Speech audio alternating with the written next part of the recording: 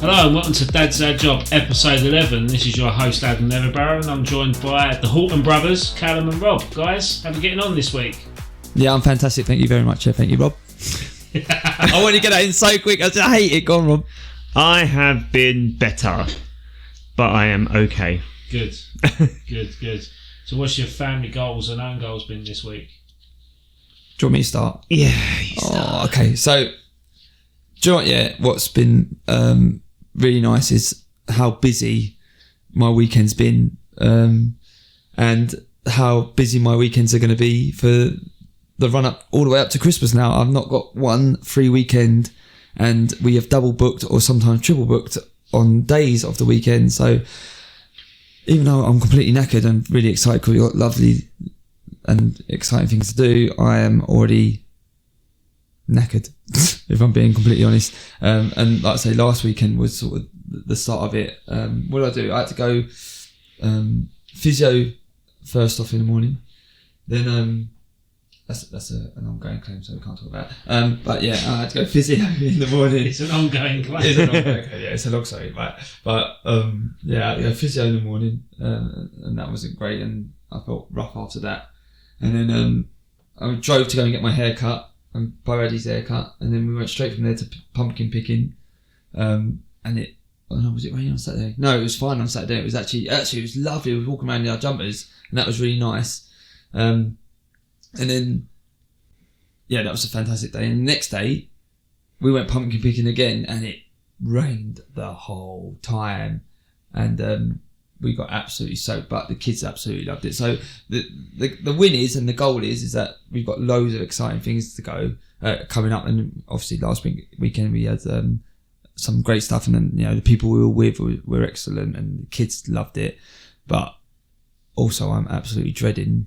I don't know, maybe dreading's a bit harsh, but I am scared of the what Christmas countdown. Because literally, like, work's tough, and it's every single weekend, and like I say, sometimes we're double or triple booked, and I'm just thinking, I already want to sleep, and we're hibernate. Yeah, literally hibernate, and we've got like 9 weeks, I think. Thinking those mince pies now. Yeah, like 9 weeks up to Christmas, and like this weekend's coming up is another busy one. Thing is though, Cal, I don't know about you, Ad. I've already been buying like Christmas, what they call mince pies. I've already been buying mince pies. Yeah. Rob, you bought mince pies at the end of August, and you gave me one, and I was walking my dog. That's true. And do you know what? I'm not even ashamed to say I've been listening to Magic Christmas. Oh no, Heart Christmas. That's Heart on. Christmas. Yeah, Heart Christmas. Since mid-September. Yeah, it's the same, exactly the same. I love Christmas songs, but it's too early, guys. Never too Listen, early. mate. Listen, your life's too short. Just choose happiness. That's what I need. I need to follow my own I'll advice. choose happiness after fireworks night. No. No, you've got your limits. Nah, give me Christmas, mate. Anytime. But this week I was I was listening to BBC Radio 2 because I'm an old fart, and they played Christmas songs on the radio. BBC Radio 2 this week. What song was it? Well, it was it was in the morning, and the first one was Don't the know first that one one. I heard. Don't know that one. The first one I heard was Not Bing as Adam. Crosby, White Christmas. That was the first one this week, and that was on Tuesday. And then yesterday it was Feed the World. They've already shown the Coke advert as well. You know it, didn't you? Have they? No, of course they haven't. I got whiplash. Get the stretcher. Oh, the days are coming. I love it, mate. I love Christmas season. I never used to. I've got to make my Christmas cake this week. But now Kelly's forced me into it. But I've like surrendered. But you're feeding the cake already? No, I'm baking it this week, and the feeding starts. Yeah. Wow. Yeah. Wow. My mate made a Christmas cake, and he ran out of milk, like, for the batter, so he made it with Baileys. Oh. Good shout. And he said he ran out of milk, and he was like, "What do I put in?" He went, "Baileys, cream, yeah, okay, I'll do that." I always remember that. That was like years and years Did it work? ago. Yeah, he was Irish, so he was like, I just put Baileys in. What do you mean? I don't know. What do you mean he was Irish? What's that got to do with anything? Well, I'm half Irish, so I'm half pisshead. So. Good disclaimer. Good disclaimer. I can tell you're half Irish. I don't know what that means, but I'm going to say it anyway. Yeah. Do you want to go next? Yeah, can do. I had a weekend off. No, to be fair, we dropped Connie off, or Kerry dropped Connie off to her mum and dad's, and we went down to Southampton to see our brother and sister-in-law, and we was kindly invited to a closing party in Portsmouth. The bar was called the Beach Club, or the Beach Hut on Portsmouth seafront, and the restaurant is closing due to the sea defences being upgraded on the Portsmouth coast. So it was a big blowout party. I say it'd be a bit rough being invited to a restaurant that was closing down because of the poor rating, wouldn't it? but yeah, so basically the geezer just done ticket affair. He got Hacienda Funky House DJs in. Nice. Overcharged people on the drink and made the most of it whilst he's going to be closed for 2 years. So yeah, it was you get to that point in your life where it's like, you know what, I'm done. Like, I'm done with all this stuff. And do we need to get counselling in, or is this going? This is a completely different podcast, you know, isn't like your nights going out clubbing and stuff. Like, sometimes you don't go for years, and you're like, oh, I really wish I could go out and stuff like that. And we had that opportunity, and we just stood there and was like, yeah, this ain't for us. This ain't for us. You got people loving life. I'm saying that loosely, all around us, and it just weren't our scene anymore. You know, we just outgrew it.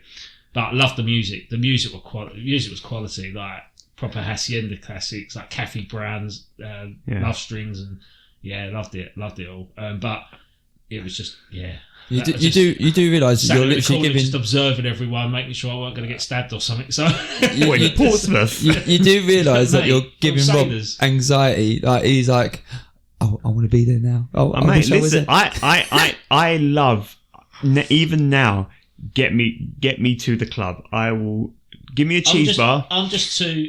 Not one with wine. I'm talking about, like, I don't want any mature cheddar. Give me a cheese bar. Some really, like, camp it up music, bit of 80s, get me in there. You would have to pull me from the dance floor. So, don't get me wrong, don't get me wrong. I do genuinely like all that stuff. But part of me was in the back of my head, like, just keep your nut down, don't get into trouble, and just go home and have a nice sleep. That's what it felt like, because now you've got responsibilities at hand. You don't want to go out acting like an idiot anymore, do you? Like, so it's like... Is this your football hooligan stage you're talking about? Well, I've grown my hair now. He's been skinny. Had me Winkle Pickle shoes on, seen me Dr. Martens. But no, but... Reebok workouts. Yeah. But the thing is, yeah, it's just like it was nice of them to invite us. It was good to spend quality time with them, but it was just that scene is just not me anymore. Like, and I feel like I'm quite happy that I've done that, and I've got that feeling about me now. But I do genuinely love the music, and I watch TikTok videos of DJs doing like DJ EZ and loads of Frankie Knuckles like remixes and stuff. I do love all that stuff, but I'd like to enjoy that at home. That's the biggest paradox I've ever heard, or the biggest like contradiction. Oh no, I'm not into the clubbing scene, but give me TikTok. Like,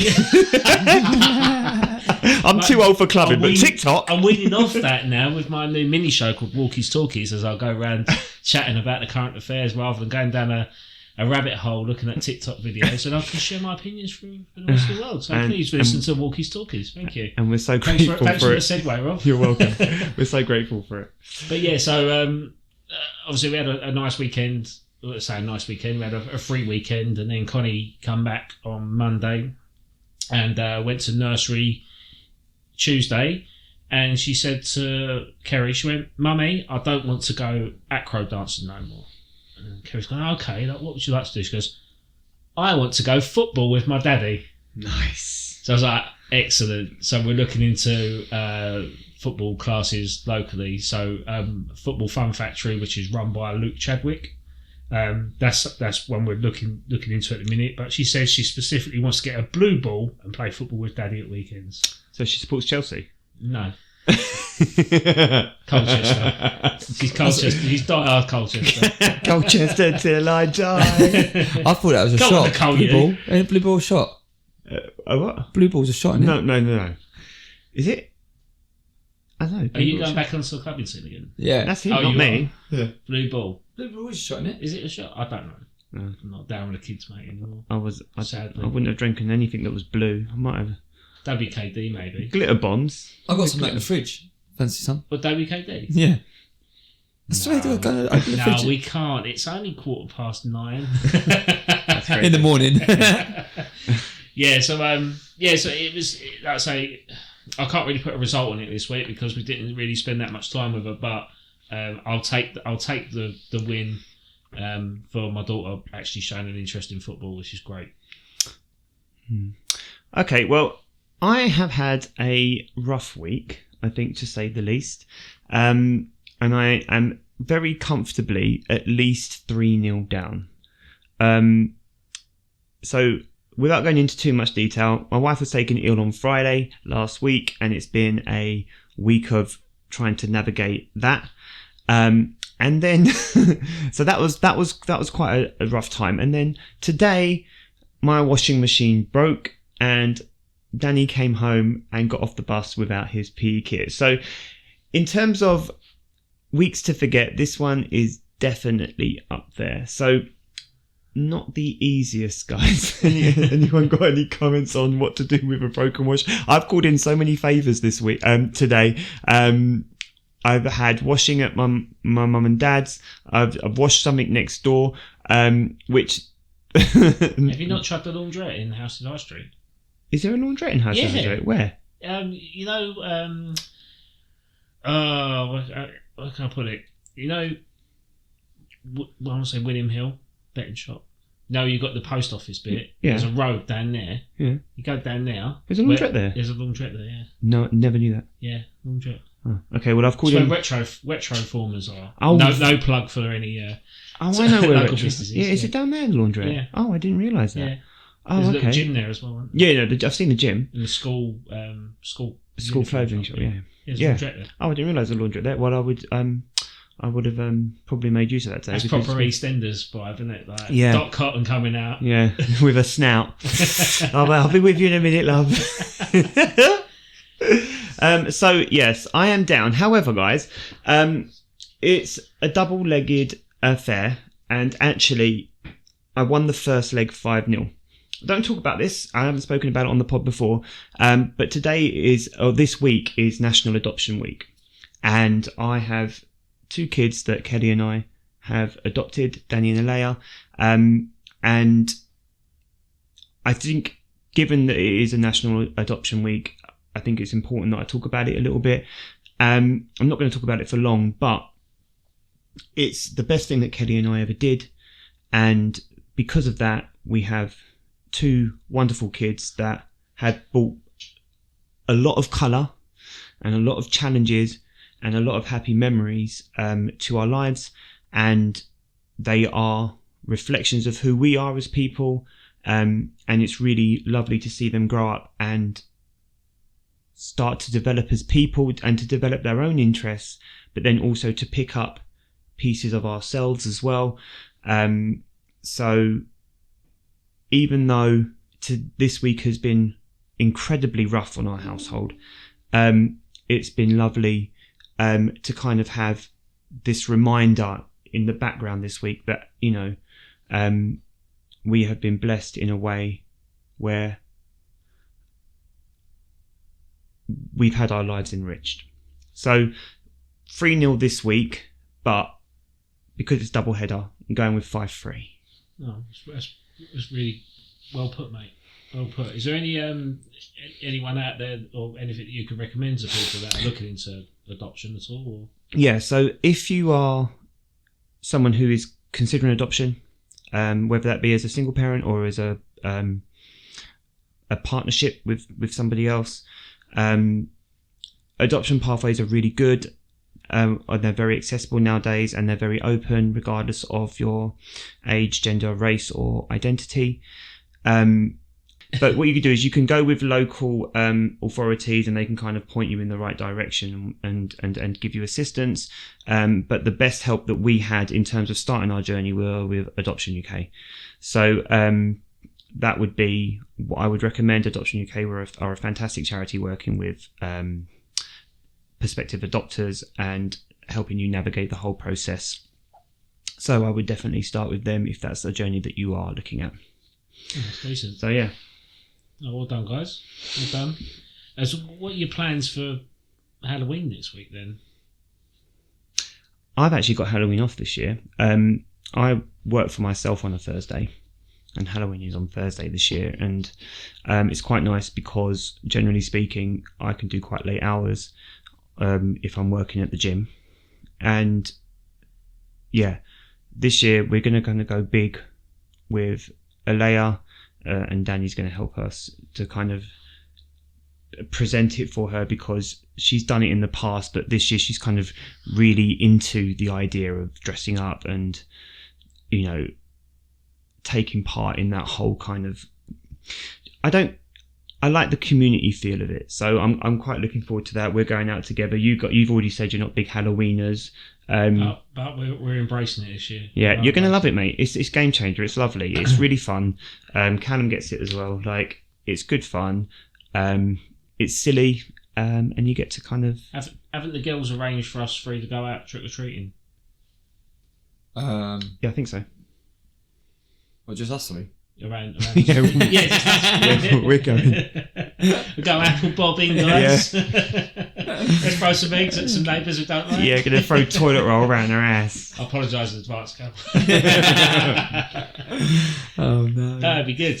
So we'll put it out there. We probably won't record next week then, because we'll be a bit busy. But but if we can try and get something in, very short review or something, we'll try our best. But just a heads up to our listeners that we probably won't be recording next week. That'll be good. Yeah, we can't do another night. We could do. Mm-hmm. We could do. Yeah. As long as we don't piss off our other halves, then should be alright, shouldn't it? Yeah. So I'm pretty sure they've got something planned, like probably got their hair or nails being done on a Wednesday night. So Yeah, my wife is getting her nails done. Yeah, 100%. What Wednesday? On Thursday. Is it? What, Halloween's on Thursday, isn't it? Yeah. Yeah, on Thursday, yeah. Okay. Yeah. I'm working late Wednesday and Tuesday, so I'm not about on Wednesday and It's Tuesday. not going to happen, listeners, sorry.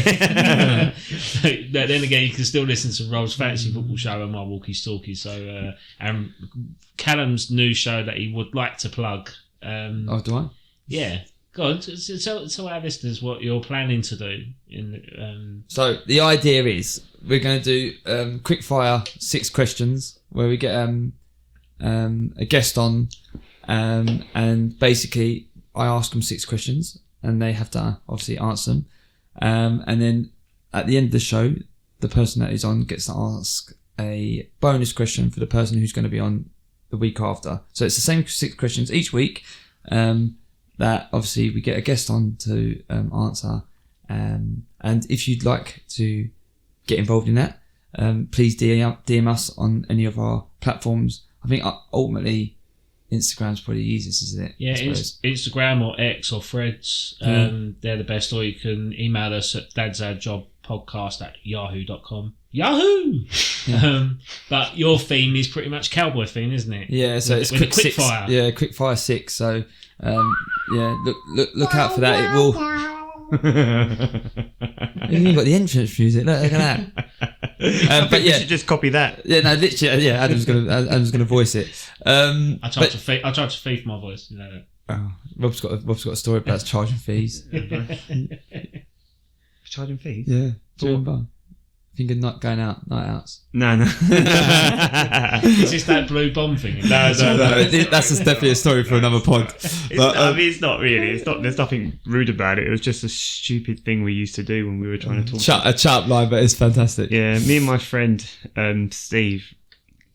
Basically, we used to have like the rubbishest. I know that's not a word. Rubbishness? The rubbishest chat up line. That was it's like called worst. I think that's the word you're looking for. The worst chat up line, yeah. So the worst... Good job you're in education. That's why I left education. So basically, you had to have the worst chat up line. Right? Right, okay. And so Steve's one was always... I can't believe I'm talking about this. So Steve's one was always that he was a dolphin shaver, right? So if anyone asked him what his job...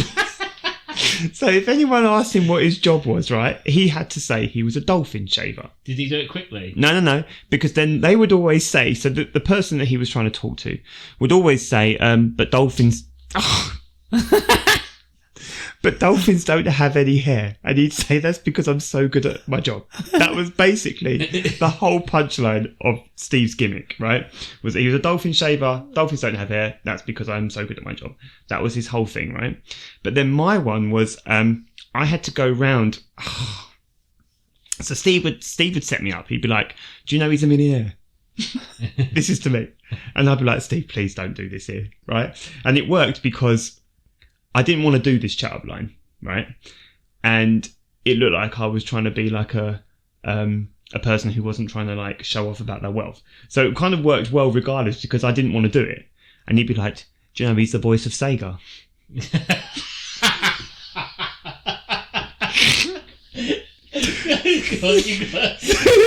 You know where it's going, don't you? Yeah. Do you know he's the voice of Sega? Yeah, when he was younger, he won a competition to be in the choir that opens up the Sega games. And I was like, Steve, please, mate. And then obviously the girls are like, they'd be like, well, prove it then. So then I've got to stand there in the middle of like Romford, be like, Sega! But I was so like, by then it was like midnight. So what sounded like that was actually more like Sega, because I was absolutely wasted. So it was one of those where it was always better for him than it was for me, because I had to humiliate myself, which I'm very good at doing. But yeah, they were that was, and we used to do loads of, like, there wasn't just me and him, but they were the two I can remember. But basically it had to be the most awful chat up line, and they were the ones that we always did. So Cal, what was your worst chat up line then? Callum wasn't allowed out then because he was on his way to being a footballer, and if he went out, that was his career going down the drain. Isn't that right, Dad? If you could think of a bad chat up line, what would it be right now? Oh God. Oh, it's awful. I don't do chat lines. No one does chat up lines. No, Rob, your mates did chat up lines. I think someone had to walk up to a table with ice in their hand and smack it on the table. And then when someone said, what are you doing? He'd be like, I'm breaking the ice. I think that's just fucking cringe. That's just bad. I remember going out Romford, again, Brannigan's on a Monday night. Brannigan's on a Monday night, because I used to work Thursday, Friday, Saturday, Sunday in my uncle's club. So, what was your uncle's club? It was in Dagenham, once club. So I was a little pop boy there for a good few years, listening to the fine tunes of Chaz and Dave, and that's why I got all this East End love, really, all the music. But Billy on the banjo, Wee Willie Morris, all these guys. If people are familiar with the Once Club, if they are listening, then that was me. I was that ginger kid collecting glasses. But the one that got, and he's still alive, and he's okay. Yeah, people putting that cigarette stubs on you. I've been traumatised that much by the elders. To be fair, most of them are probably dead. They've probably either gone to Clacton or they've probably died. Now who's laughing? God bless them. Yeah. A rare breed, definitely a rare breed. But if you are still alive, please listen to our pod. Like, follow and subscribe. So I used to go Brannigan's and Romford with my college mates, and my mate would have a business card. And I go, what you got in for? He goes, it's my chat line. I went, what are you talking about? It's my chat line. He's like, I might show you. I'll let it work. So anyway, he'd go out to this girl and he'd start chatting to her and stuff like that. And she goes, oh, what do you do? He goes, oh, here, take my card. And she's like, all right. Read the card, and she looked at it and laughed. And he goes, got to buy you a drink now, haven't I? So he went up there, bought her a drink, and he just chatted on. And I thought, how do you do that? How do you just manage to engage conversation with them? He showed me the card. It went, if you smile at this, I have to buy you a drink. That's all it said on the card. If I buy you this, you have to buy me a drink. And how many cards would you go out with? About 50. So not only was a full wad. He'd been broke. Yeah, more business cards and notes. He was broke by the time he got home. What you don't realise, he was the real voice of Sega. He's a multi-millionaire.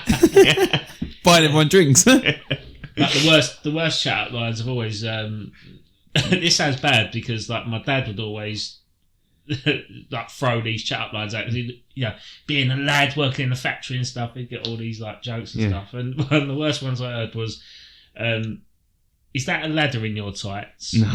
Or my stairway to heaven? Oh God, that one is the oldest one in the book, isn't it? That one. And I'm like, if you were a bogey, I'd pick you first. You got parking tickets all over you because you got fine written all over you.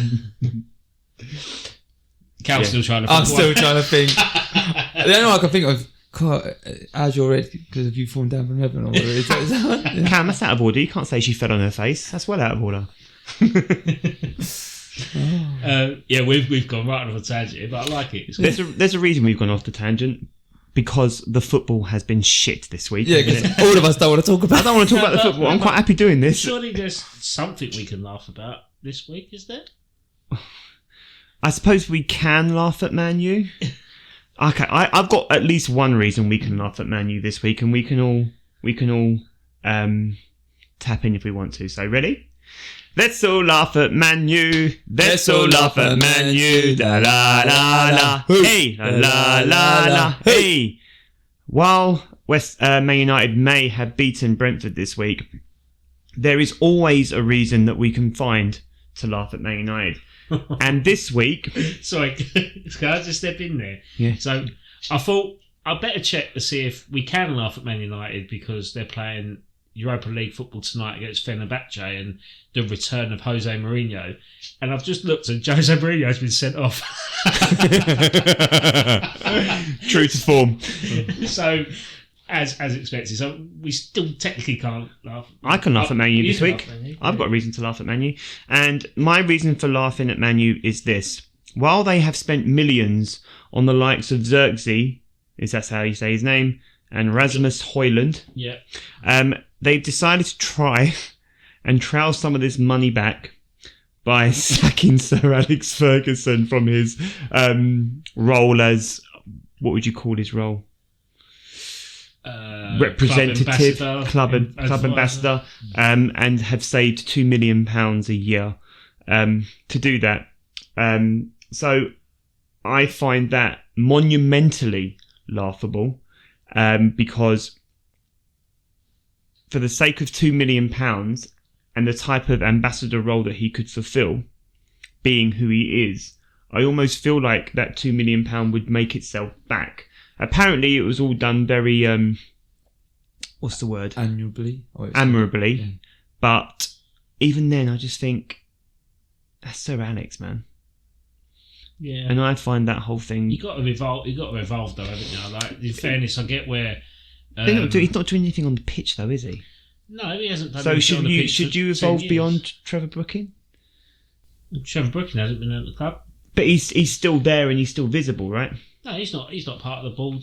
No. I know he's not the part of the board, but like He's still an ambassador for the club, isn't he? He still promotes. I mean, he still promotes. He's a legend, isn't he? He's a legend of the club. Whether he goes over there and he does. I think he does go to games and stuff. And whether he does any public speaking or not, I don't know. But yeah, maybe. But our club ambassadors are people like Jimmy Walker, Rufus Brevitt, and Steve Jones. If you know who that is. No. No. So it's I think Sir Alex he's getting old, mate, isn't he? He's just lost his wife. He's more interested. Oh, is he? Yeah, he lost his wife last year or something like that. He's interested in his horse racing, so maybe he just wants to take a step back and think, you know what, I don't really need this ag anymore. Like, mate, if I've been watching Man United lately, I'd be saying that as well. I might as well go to Saudi Arabia and he must earn get millions asked. of pounds from the horse racing. He must get asked all the time, would you get the job? Would you take the job back? Would you do it for one more year? Being an ambassador, he must get asked that. Yeah, he's probably just done. And I think he didn't have like a brain aneurysm or something like that. So he's not been well. He's lost his missus. He's enjoying his horse racing. Just let the guy enjoy life, I suppose. Like, does he want to turn down? Don't force him to come and watch Man United. Don't push him over the edge too much. Yeah, that's it. I mean, the club He's only just started to feel more like himself. You send him back in. The club have been so reliant on him for his his tenure as a manager, and then even more so when he's not even been a manager of the club anymore. And so maybe that's why they've stalled, is because they've been so reliant on the past. It must be hard. It's like, obviously, I know Wenger didn't, but like he did. We had a clean cut. Can you imagine if you went upstairs in the board and dictated all your future coaches? Yeah, that would have been. And to be fair, you've only had 2 coaches since. I know. Since I'm really. Do you know what? And that is one thing I am grateful for, that Arsenal has stuck it.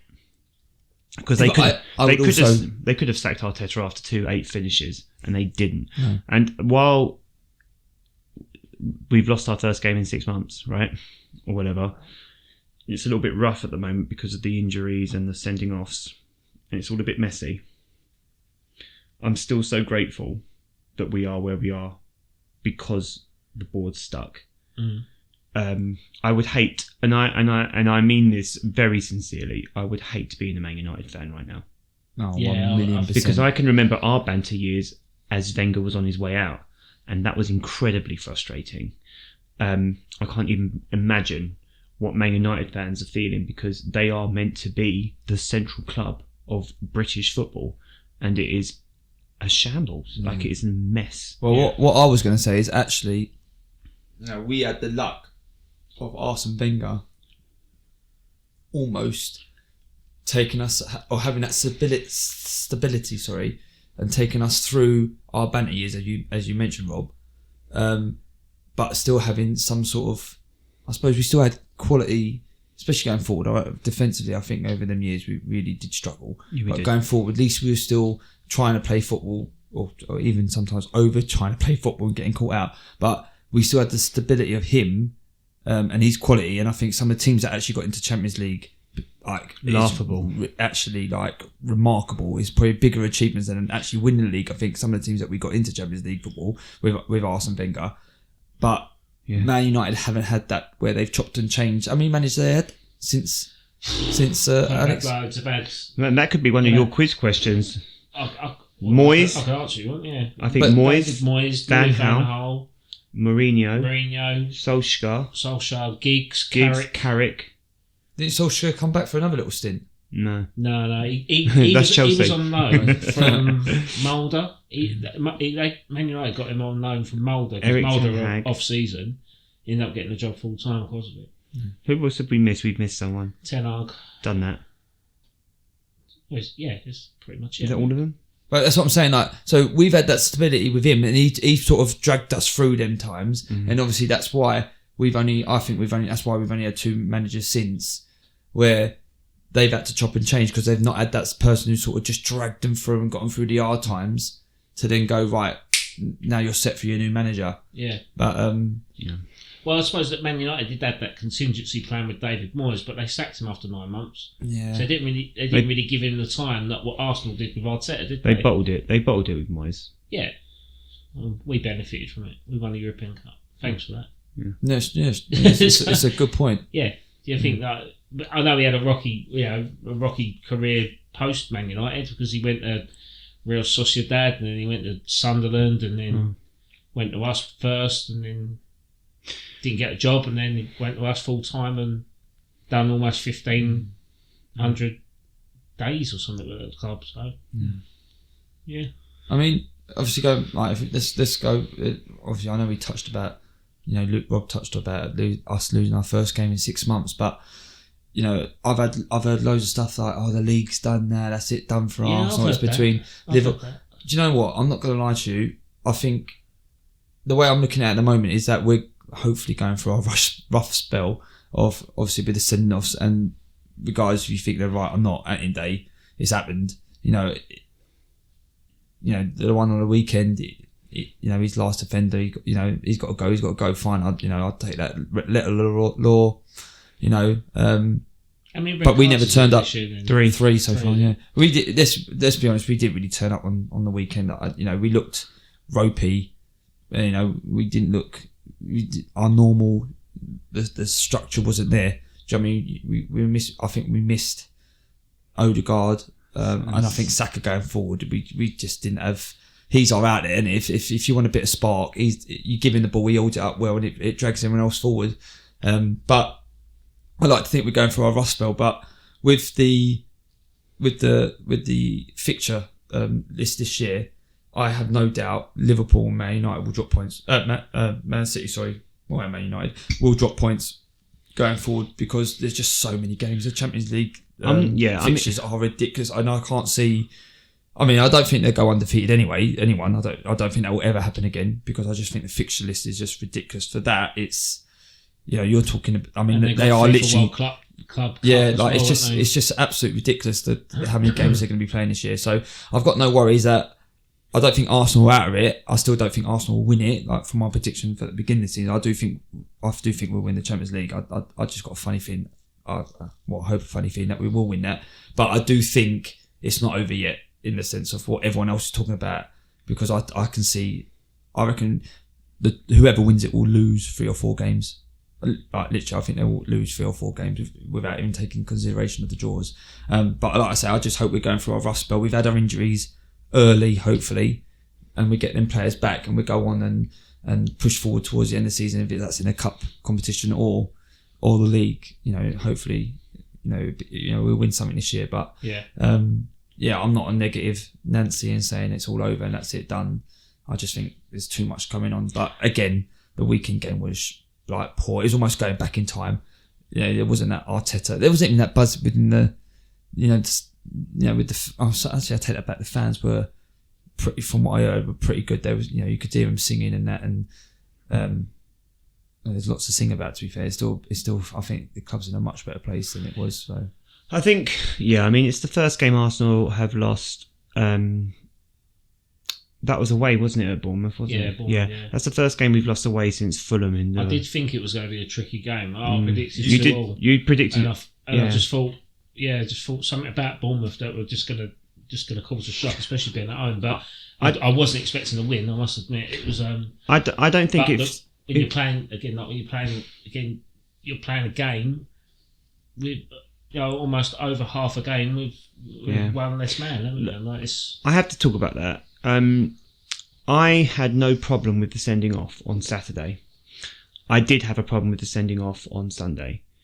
And I know that I've read so much stuff where people are saying that the situations were different. They were. At Chelsea, the defender was closer. Fine. The defender was closer. Ben White was far away, right?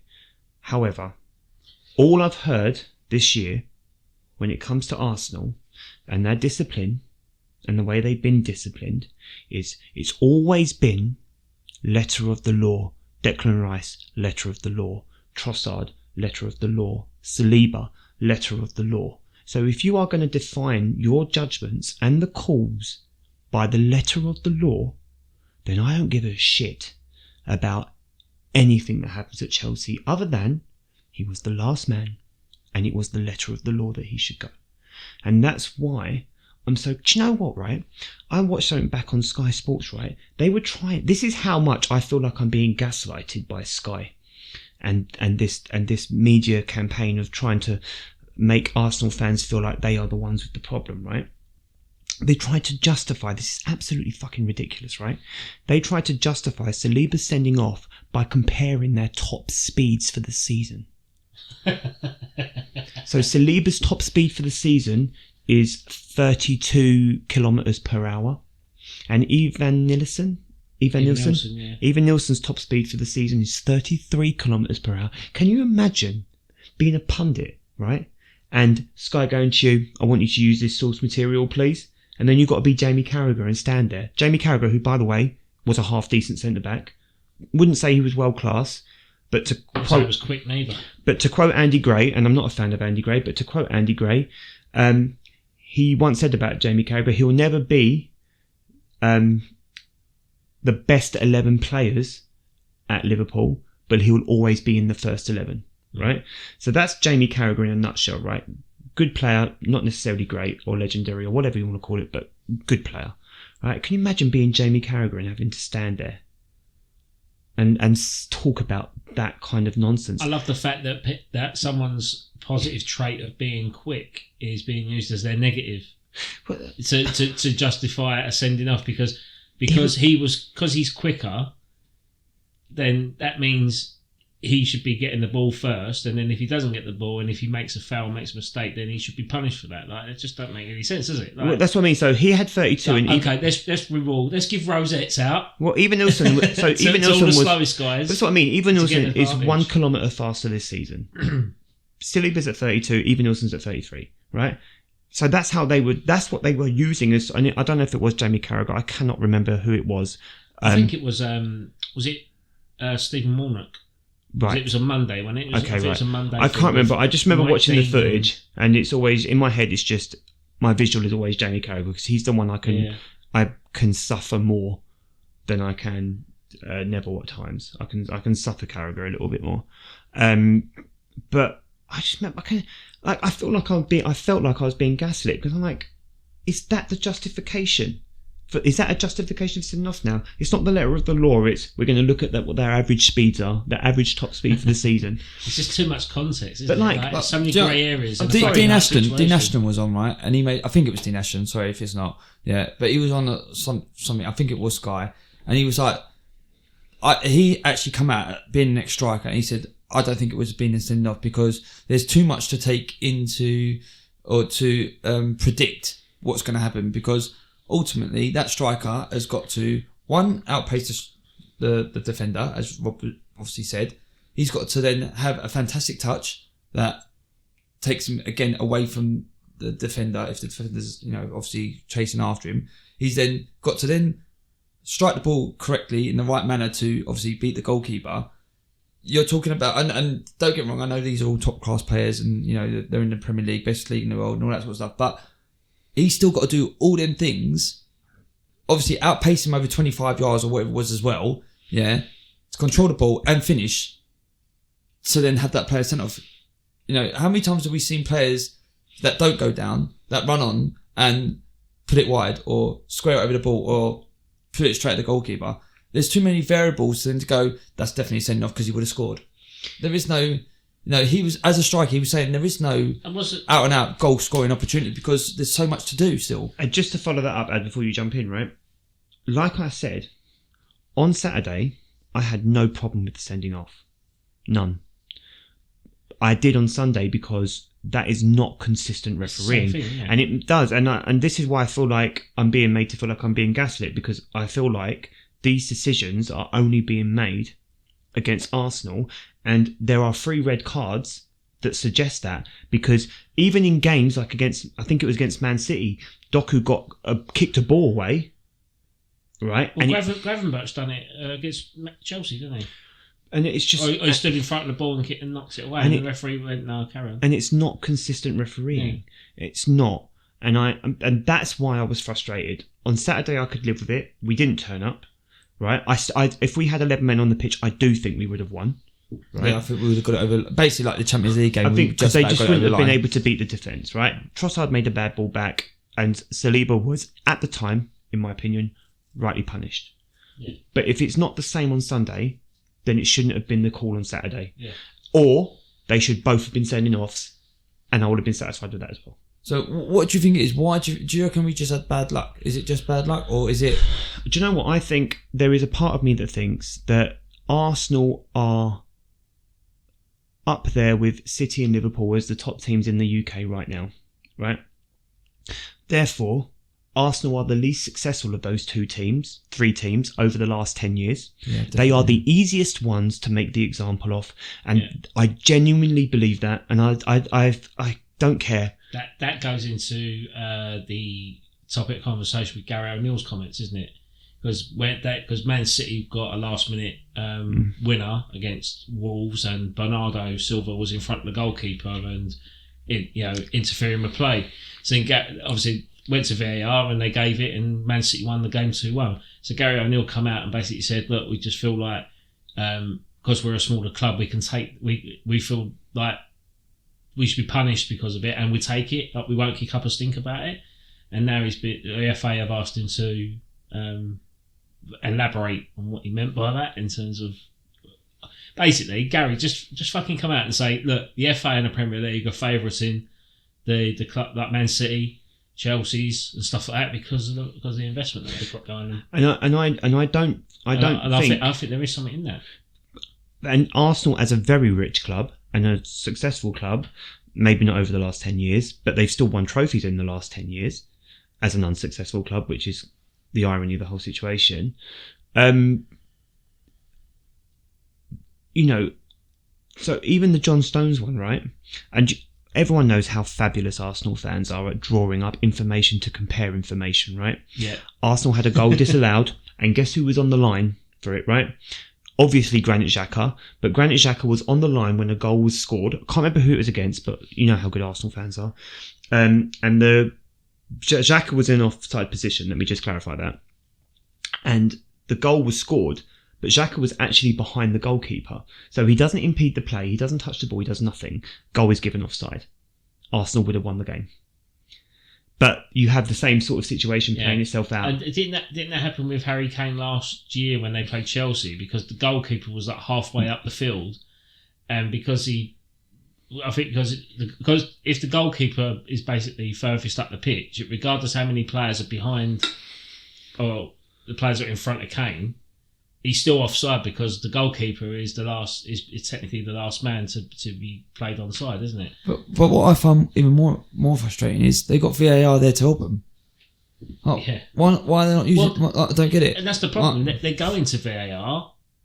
It was a yellow card originally, wasn't it? Your Saliba sending off. Then they upgraded it. But that's what I mean. But they didn't do that on Chelsea. And like I said, I don't have a problem I don't have an issue with the Man City referee sticking to his guns. In fact, I kind of respect him for sticking to his guns, right? I don't have an issue with that because that's an isolated incident. That's how he's interpreted the information, right? Yeah. But my gripe is that we keep hearing letter of the law. And I feel like, and my experience is Arsenal, and I pay attention most to Arsenal news, so I get it. But I feel like the letter of the law is most vehemently applied to Arsenal. Oh, Declan Rice kisses the ball away with his foot. Red card. Against Brighton. So not even a team, if we're going to talk about like, you know, your Man Cities and Liverpool's getting the rub, right? Not even a team who would traditionally get the rub, right? And then you have the same thing against Man City. And you hear all the talks about if you are mid-swing, you have been trained all your life to clear a ball or whatever, Trossard still gets sent off. Fine, right? But where's the consistency when Doku does the same or when Pedro does the same against Arsenal and Brighton? Yeah. And then I just feel so, and I love my club and I love what they're doing, and I don't even care that we are so like defensively like minded at the moment because we've lost our two best pressers other than Havertz. Our two best pressers other than Havertz are Odegaard and Saka, and we've lost them. So we are playing basically a three-man defensive midfield of Rice, Mourinho, and Partey. Basically a seven-man defence with three attackers. And that's what we've got. And people keep talking about Nwaneri, right? Fine. Maybe you could play with Nwaneri, but also you want to play with proven players who can win a game. It's a tricky situation. And it's one that Arteta would never have fathomed after two international breaks and you know, the straw that broke the camel's back. Yeah. But I am, and I have been really actually detached from football this the past week. I've had to stay away from social media and all the things because because you lost. No, not because I lost. Because and I'm not even on X, and I'm on a friendly football space.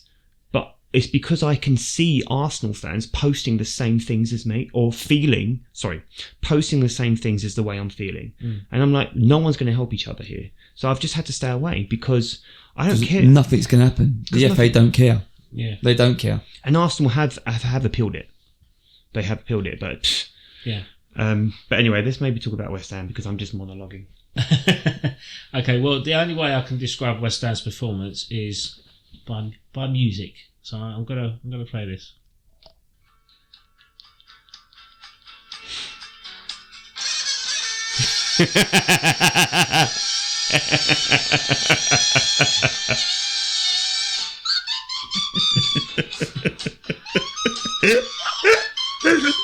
So that's how I would wrap up West Ham's performance this week. So we went 1-0 up against Spurs in 3-point lane. They equalised probably about a few minutes after. But then the second half was as comical as that audio bite was. 7-minute salvo from Spurs and completely flattering the scoreline to make it 4-1. And then a moment of madness in the 80th minute where Mickey van der Ven was out-muscled by Kudus and didn't like what he saw, so he lashed out a little bit at him. Kudus reacted back, and they squared up, and Kudus punched him in the face. I say punched, he open-handed clawed his face. And can I just say, Mickey van der Ven, 10 out of 10 for going down on the deck. I mean, I'll give that man an Oscar. That was up there with the Eric Lamela. Was it Eric? Do you remember that performance against Man United where someone barely tapped him? Yeah. And was it Eric? How do you say his name? Lamela? Am I saying Lamela. Lamela. Yeah. That's right. And he went down like he'd been sniped. Sack of shit, honestly. Absolutely, yeah. A fucking... honestly, you beat us fair and square, fair enough, but the fucking acting behind it, and Richarlison running up, giving it Billy big bollocks, and then walking into Kudus's shoulder, then also going down as if he's been fucking shot. Honestly, guys, you're fucking pathetic. Spurs can get in the bin, sorry. But if that because you lost. It is because we lost. No, to be fair, I called it. We would lose the game. I said we'd lose 3-2. This guy over here. Oh yeah, I think you'd do him 2-0. I remember you, Cal. I'm more impressed how animated Adam is. Adam's even got a dab on, mate. I was about to say, take your jumper off. Adam is so much more entertaining when he's angry, isn't he? Oh, I'm fine. The fucking. Oh, fucking. I'm really sad. It's been a really tough week. Coffee bender. What's that in between us thing? What does he say? I don't know, mate. I'm not quite any in between us on here, mate. Oh, fuck off! Piss off! And he goes to Neil's dad, doesn't it? Although, I don't know how you guys feel like the in-betweeners, but I low-key think Friday night dinner was far superior to the in-betweeners. Yeah. Just putting that one out there as well. I've taken my top off because I'm boiling. Oh, shit on it! Shit on it. Yeah, no, I think a fair reflection on that. Again, Spurs just had more in the locker against us. We don't really have... I'm not making excuses for it. They play better than us, and fair play to them. But another, I want to point this out because all I heard leading up to the game was that Spurs don't care about West Ham. Spurs don't care about this game. Spurs are more focused about Arsenal. It's all about West Ham are the only ones that care about this game. It's our cup final. I'm sorry, but I'm pretty sure I saw celebrations and flares at the end of the game singing West Ham get battered everywhere they go. But they don't care about us. So I just want to point out, Spurs, if you don't care about us, just walk out, go and have a nice pint, go and get... The Arsenal boys are cringing. I'm not cringing, I got Adam. But do West Ham get battered everywhere they go? Well, this season. we don't usually. But the song originated from Spurs, didn't it? Because Spurs got battered everywhere they go. And I think actually Arsenal fans done that first, that song. But then we done it to Spurs, but then West Ham just got fucking massive. And then we adopted it, so West Ham get massive everywhere they go. And proof is in the pudding because we come away from a European trophy, something more than Spurs have done. This is it. To be fair, who's a bigger club? I'd say West Ham. I think that's why Tottenham fans. I'm not going into that hole. You've won something they ain't. As far as London goes, the answer is definitely Arsenal. I think there was a statistic actually that Spurs are probably are in the top 10 of most successful English clubs with the amount of trophies that they've got in their entire history. I think they've got something like 25, which is fair amount. I mean, West Ham got, 5? Yeah, I mean... So I'm assuming... I'm not gonna... I'm guessing that Arsenal's might be as high as the 30s. I'm assuming that the top two are Man United and Liverpool. Yeah, I think Liverpool are top. Yeah, that doesn't surprise me. Just because of how fantastic they were, and they've been great under Klopp, and that's what's kind of brought them back up. But sorry, I still love that you two that you're withholding your laughter because you just want to let me rip. I mean, because the thing is though, like that doesn't feel like a great flex to me. Like if you could say that you're in like the top 10 most successful English clubs when you ever. haven't been. I mean, that's great, but like I think it just feels like so long since they won anything. Like, as far as London clubs go, if you look at the traditional Premier League faction, they've won more trophies since West Ham last won their. No, but since West Ham last won the FA Cup, in comparison to the trophy haul that they've had since 1980, in comparison to West Ham, I think it's the same argument, isn't it? Like, England go on about winning the World Cup, beating Germany, but then Germany won 4 trophies. Germany don't care about the World Cup. Yeah, that's it. Yeah, They've right. won a significant amount more trophies ever. But there was that interesting stat going on to international that Argentina are the most successful country in trophy hauls as well. That's fair. Yeah. So in terms of reflecting on it, I just think I joked about Julian Lopetegui getting sacked, the first managerial sacking, but I think it could happen. I think it could happen over the next few games. If we don't get results, I think that's the end of the road for him. I think you're probably right. But there's been loads of West Ham videos and that pointing out saying that Lopetegui's on the line, they're lining up this guy, like, why didn't they get this guy earlier? But at the end of the day, Lopetegui was appointed on the 23rd of May, and all the managers that they wanted were in full-time employment, but the club didn't want to pay out a compensation fee. Since Lopetegui's been appointed, the players or the managers and coaches that we were interested in all have resigned from those clubs, and one of them was Edin Terzic at Borussia Dortmund. So that there's a lot of rumblings coming out that he could be the one that could take over from Lopetegui if the axe is wielded. And again, Florian Pettenberg broke this source, and his source is Tim Steidten. Let's not be around the bush. It's him. Yep. He's the one that drip feeds Fabrizio Romano and Plettenberg, and I think it's going to happen. So I joked about it, but realistically, it's a possibility. How do you feel about that? I've always felt he wasn't the right man for appointment anyway.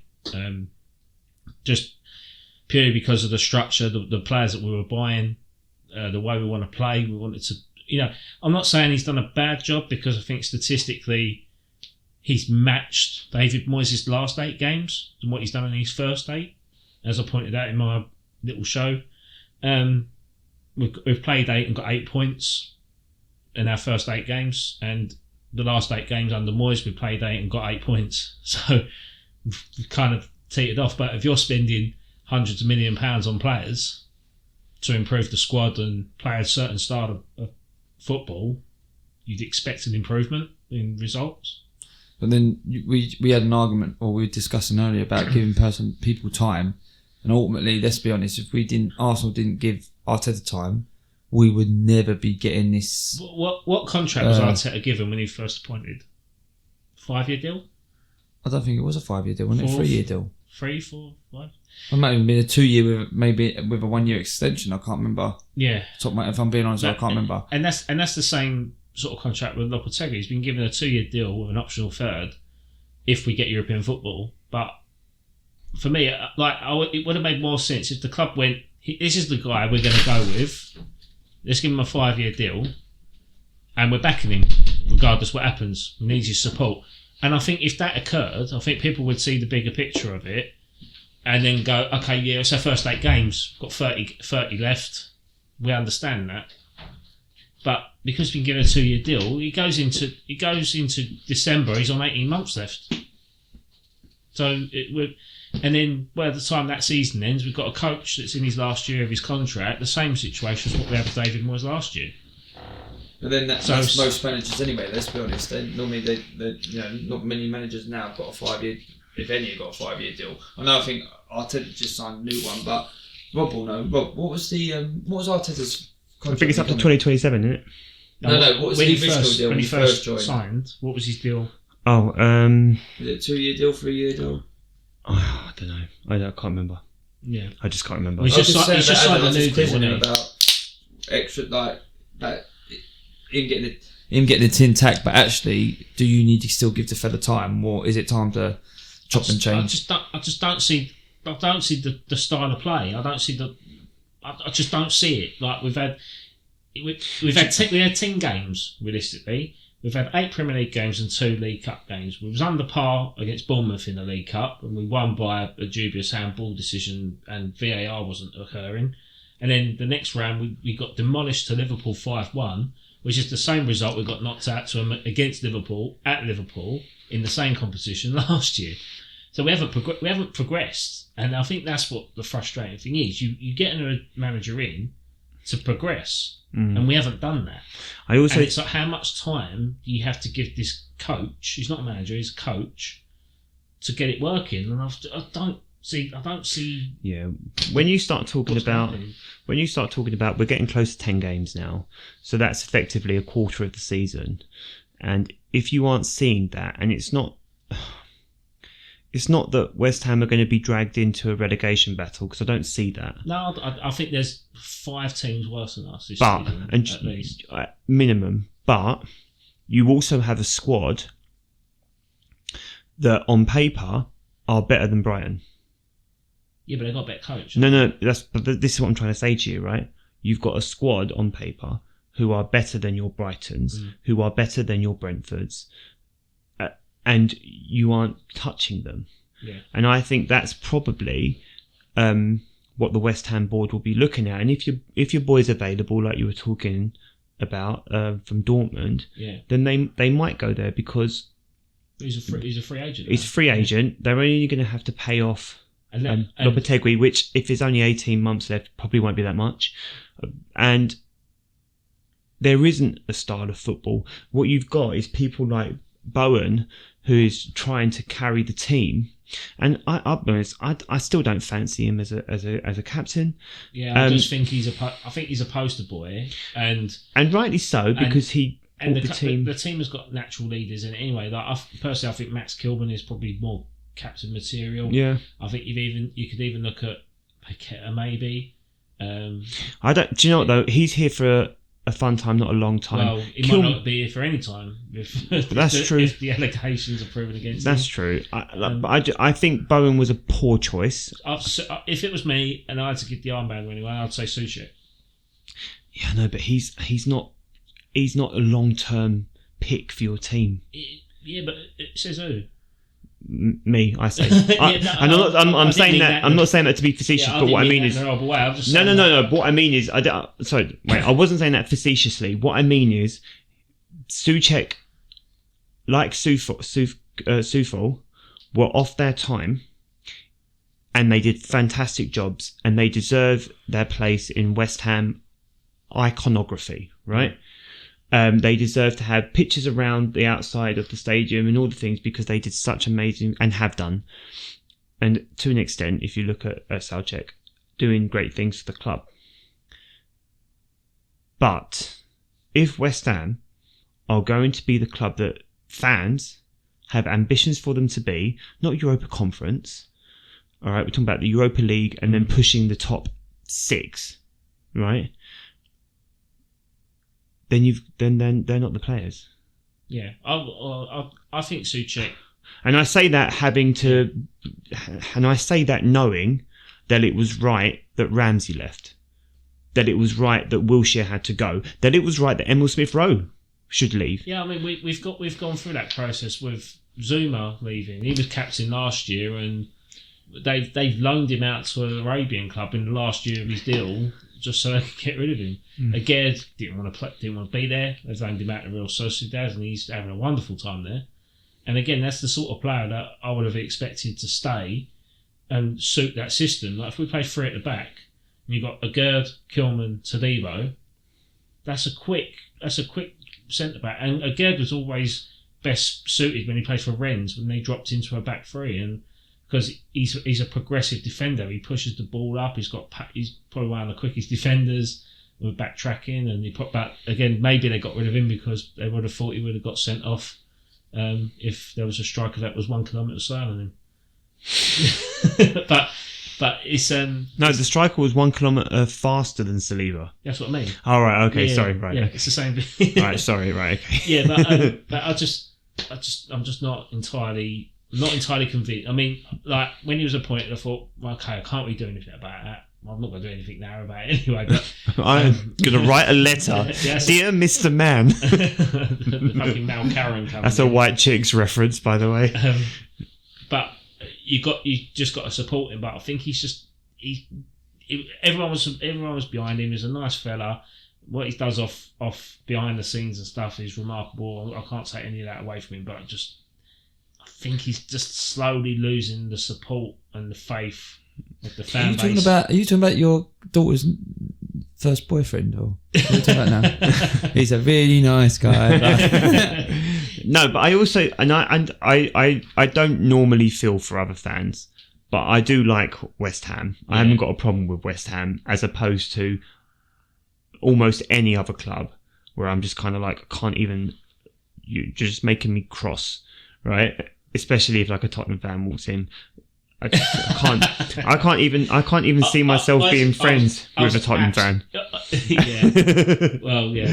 My best man at my wedding was a Tottenham fan. It is a Tottenham fan. So yeah. But so wait, hang on. Your best man is a Tottenham fan, but you said was, so you don't talk to him no more. No, I do. But I'm saying that he might not support his Spurs anymore because of how shit they are. But like, get in the bin. But jokes aside, I do feel sorry for West Ham fans because I honestly thought you guys had an incredible window. Yeah, I know. And nothing. You've got nothing to show for it. It just can't. Yeah, exactly that. And that is the sad thing. But it's like so. We're going into the preview now of the Premier League. I mean, our next game is Man United, and you think, are we going to get a result there? And that's at home, and I can't see it. Our next 3 games, we've got Man United that are hit and miss sometimes. I'm going under the radar, I think, now. And then we've got Nottingham Forest and we've got Everton. And I'm like, Nottingham Forest are flying. Everton are equally our level at the minute in terms of form-wise. But they also have Gray, who is doing a really good job right now. And they've got a Damari Gray. That's right. Is he? Yeah. I keep forgetting. Damari Gray, and then I cannot think. The one person that I wanted to sign for West Ham in the summer was Dominic Calvert-Lewin, because I just thought, right, Everton on their arse. They got no I thought money. it was Duran that you wanted. No, I didn't actually want Duran. Apparently Arsenal are looking at him now. Yeah. I don't think it's true. I think everyone's looking at him. Yeah, everyone is, yeah. He's 20 years of age, he's not property, isn't he? But I wanted Dominic Calvert-Lewin, because I thought that's the man we needed up top in terms of his physicality. He's a proven finisher, over 50 Premier League goals. And he's also got the fitness record of a lot of West Ham strikers. Well, yeah. When you look at Antonio, he had the hamstrings like cheese strings, right? Yeah, mate, that is I love that, mate. That is one of my favourite similes, that. But we got him fit, and he's our record-breaking Premier League goal scorer of all time, Antonio. But he's injured. How many goals he got? 12. I think it's 60. Why did you 67, 68, something like that. He's flying. Yeah. He's got a good jump ahead of Paolo Di Canio, who he beat. Yeah. But West Ham do have a good track record of getting injured players, but then getting them fit to perform to the standards required. I mean, we had the same thing with Andy Carroll. I know he picked up a few injuries and that. But when he performed and he had a run of games, he got fitter and fitter and performed really well. He might have broke down during the international break, and the same thing we've got with Fulkrug at the minute. But we always tend to have a good record with that. But I think Calvert-Lewin, I don't think people think he's an injury-prone player. I actually don't think he is. I think his longest injury was a broken toe for 12 weeks. And people think he's a crock. I just don't. If you look at his injury record, I think it's very. I have to say, I do like Dominic Calvert-Lewin. But that's the guy I would have signed in the summer for West Ham. But he's going to come up. He's going to come to West Ham. I've got him in my dream team. Yeah, he's going to come to West Ham at the London Stadium, and I'll put my house on it. He'll score, because he always does. And it's just frustrating, because that's the sort of thing. But don't worry, but it's. But you're fine. Yeah, I'll just put. I'm actually seriously worried about Adam. You're making me nervous. So many emotions, I'll be crying soon. Yeah. No, but I really do like him. And I love my club. But preview wise, Man United next. It's a 2:00 kickoff on a Sunday. There's talk of there being a squad rotation from Lopetegui. I think he's had enough of a few players, such as Paqueta, not performing, obvious reasons. Areola. I mean, you being a goalkeeper yourself, Cal, I mean, Areola's been poor this season. Very poor. I'm surprised Fabianski ain't played yet. Well, that's what they're saying. Fabianski might come in to replace him. They talk about Alvarez being called up again. So there's going to be, I think there's going to be a change. Kudus now is banned for 3 games minimum because of his heroics against Spurs on the weekend. Was it worth it? No, I'm joking. Yeah. I'm only joking. Yeah, I would. I'd say it was definitely worth it. I'd say it's definitely worth it. But now it announces... Yeah, the FA have reviewed it and they have decided to give an 8-match ban to Granit Xhaka. Always the way. Poor Arsenal. Someone else gets sent off. It's always Granit Xhaka. It's always Xhaka. Oh, he's one of my favourite players. He was. I loved Granit Xhaka. But now we've got Somerville that has not yet stepped up to the plate. He's had a bit par and player of the Championship player of the season last year. So maybe this could be a way in for him now, and so who knows what happens, but I'm not hopeful. If I'm completely honest, I think we'll lose 3-1 that weekend. Okay. Well, can you not? Because then we won't be able to laugh at Man U. Yeah. I would love to laugh at Man U next week. However, we have got such a tough run in there. Yeah, let me just predict the West Ham game. I think Man United beat Brentford, and I think that was a closer game than it was given credit for, and I think Brentford were probably a little bit unfortunate. Did Brentford score in the first minute again? No, but I did watch for that, but they did not. Are you home? No, I'm at Cow's now. No. Our West Ham at home, yeah. West Ham have been rubbish at home. We've only won 1 game against Ipswich, right? Yeah.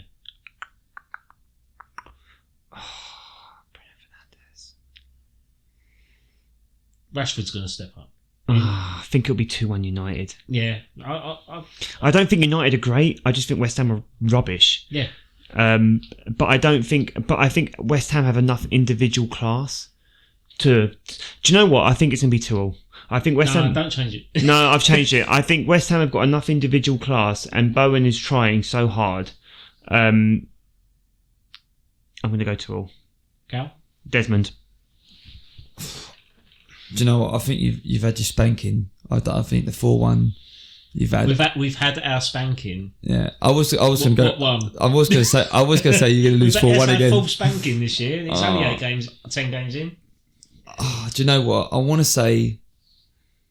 Do you know what? I'm going to reminisce. I remember going and watching an FA Cup game at Upton Park where you beat Man United 4-1. Can't Cole. Yeah. And it was absolutely fantastic. And I remember coming out the stadium, walking home, and the West Ham fans were shaking the Man United away. Sorry, I shouldn't really highlight, but they were shaking that. And I remember being a little kid going, "What the hell have I just got?" And I remember just the atmosphere. I was there with you. Yeah, it was exceptional. It was a fantastic game. That was the League Cup. We won 4-0. Yeah. Carlton Cole scored twice, and Jonathan Spector scored twice. Yeah, it was snowing. It was epic. And I remember. Was there. Yeah, it was. I was. Good. Yeah, I was. We was in the stadium. It was absolutely fantastic. And I don't know. I just got a feeling that you always seem to bring it against Man United. And there's quite a big history about West Ham, especially being at home against Man United. So I reckon you're going to win.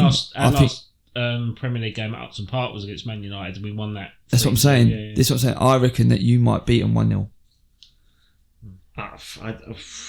And I do think Man United will score. If anyone bets on that and they get good money on it, I want 10%. Pound accumulator. Yeah. Get 10p. Yeah. Okay, that wraps up West Ham talk. You haven't said your prediction, have you? Yeah, I said we'll lose 3-1. Oh, okay. Yeah. I think Arsenal have got 3 horrible fixtures in a row. Starting with Liverpool. Yeah, Newcastle and then Chelsea. So I think... Jesus.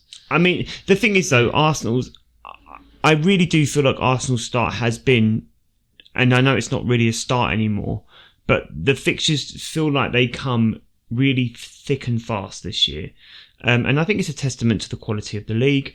I do think Arsenal had a really difficult away start to the season because we had Villa. We've got Inter Milan in that as well. Yeah, I know.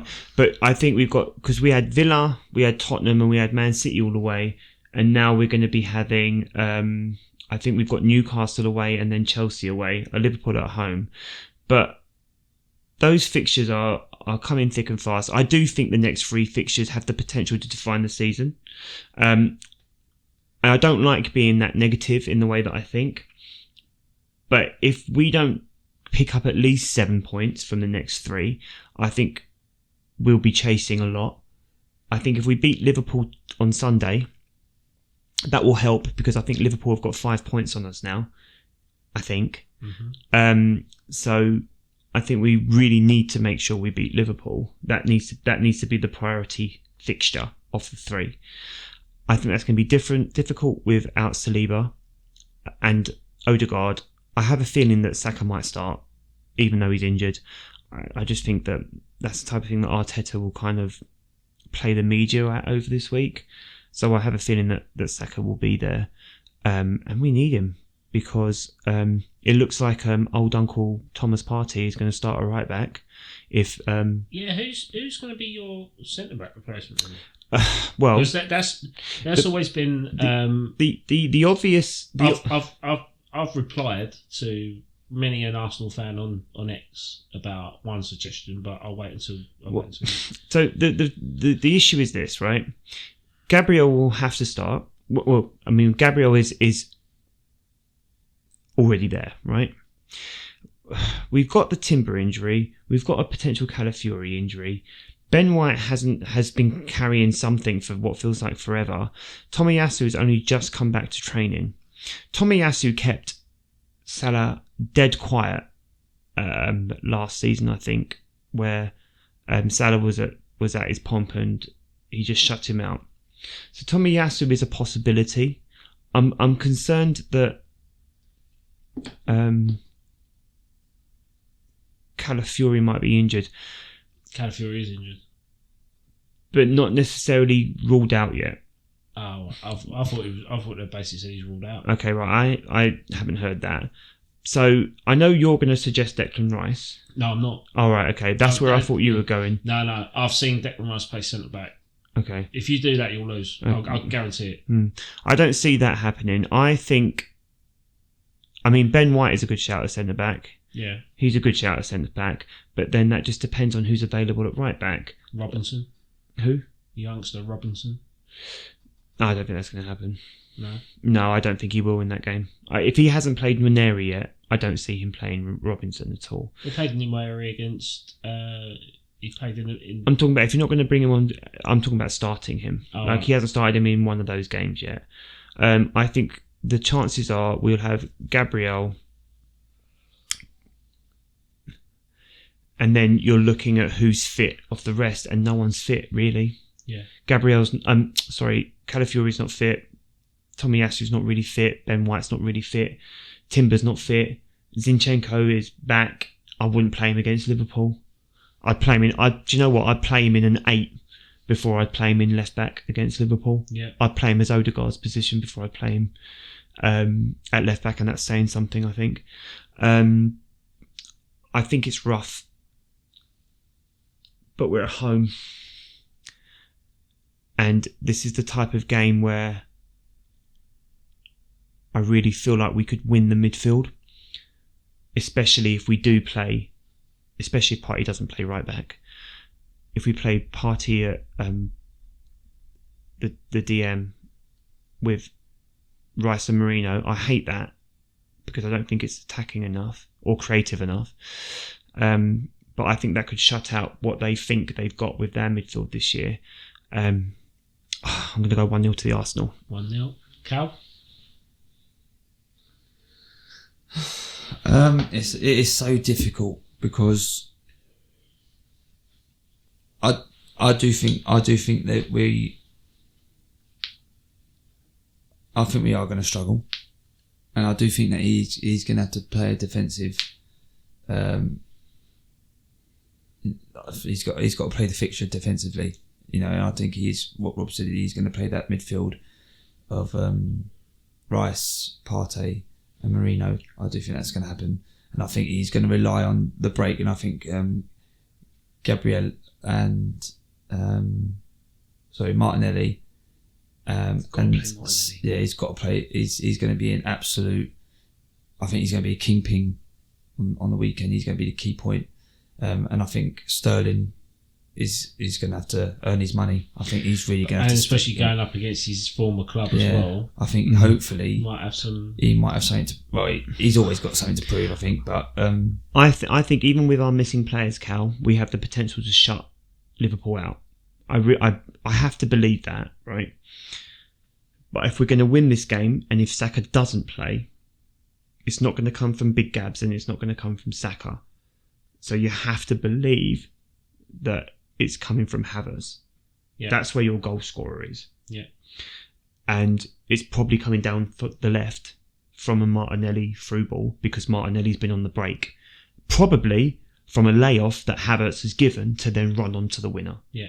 That is the scenario I can see right now, and it's the only scenario I can see if Saka doesn't play. Because we haven't got the creativity. We've got a dual winning machine without the creativity, which is very sad, because we have not seen final form Arsenal this season at all. We have not seen the final form of Arsenal this year. No. So I think if we do win this game, it's probably going to be a layoff from Havertz to Martinelli, who gives it back to Havertz to win the game. So you said 1-0. I did. Cal, what's your result? I'd love to say 1-0 as well, but I do think it's going to be. I actually think Arsenal are going to make it boring, and it's going to be a draw.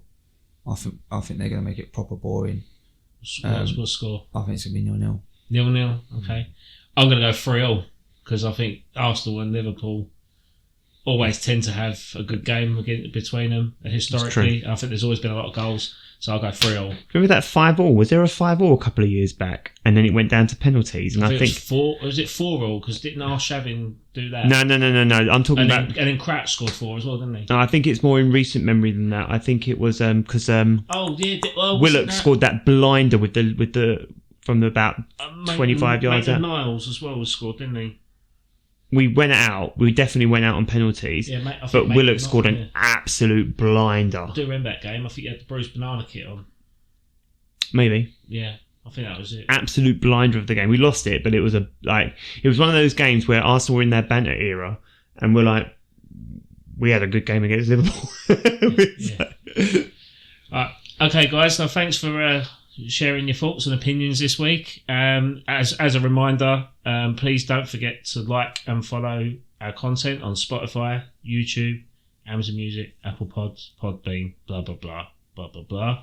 Very vampirish. Blah blah blah. In the news for next week. So just there might not be a podcast next week, so we do apologise in advance. But just drop us a like, drop us a comment. Really appreciate your support, and thanks again, guys, for another fantastic week. Hopefully we have a better one. Good night, guys.